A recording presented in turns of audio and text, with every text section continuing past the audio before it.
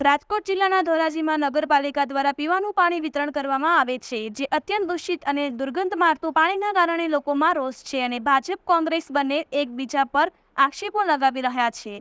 ધોરાજી નગરપાલિકામાં છેલ્લા 1.5 વર્ષથી વહીવટદારનું શાસન છે અને વહીવટદારના શાસનની અંદરમાં ધોરાજીના લોકોને પીવાનું શુદ્ધ પાણી પણ મળતું નથી, જેને કારણે લોકોમાં ભારે આક્રોશ જોવા મળી રહ્યો છે. ધોરાજી શહેરની અંદરમાં ઘણા લાંબા સમયથી પીવાના પાણીની સમસ્યા યથાવત છે. અહીંના લોકોનું કહેવું છે કે ધોરાજી શહેરમાં નગરપાલિકા દ્વારા જે પીવાનું પાણી વિતરણ કરવામાં આવે છે તે 8 થી 10 દિવસે વિતરણ કરવામાં આવે છે અને તે પણ ગંદુ અને દૂષિત પાણી વિતરણ કરવામાં આવે છે.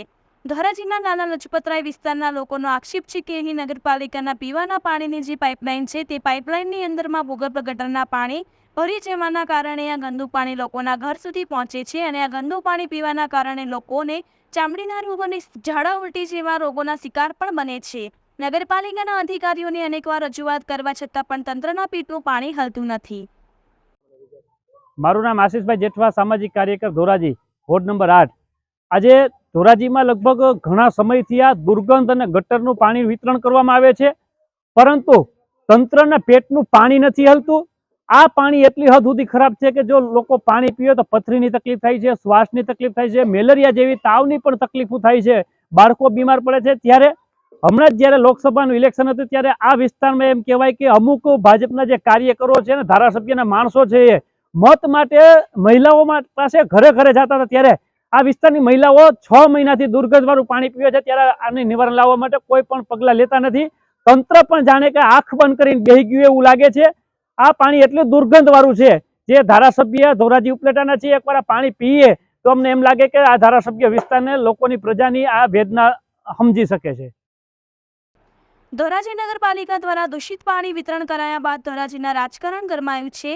ધોરાજી શહેર કોંગ્રેસના પ્રમુખે ભાજપ અને ધોરાજી નગરપાલિકાના વહીવટદાર અધિકારી પર પણ ગંભીર આક્ષેપો લગાવ્યા અને કહ્યું કે નગરપાલિકાના અધિકારીઓ અને ભારતીય જનતા પાર્ટીના આગેવાનોની અણાવડતને કારણે પ્રજાને દૂષિત પાણી પીવા માટે થઈ અને મજબૂર બનવું પડે છે.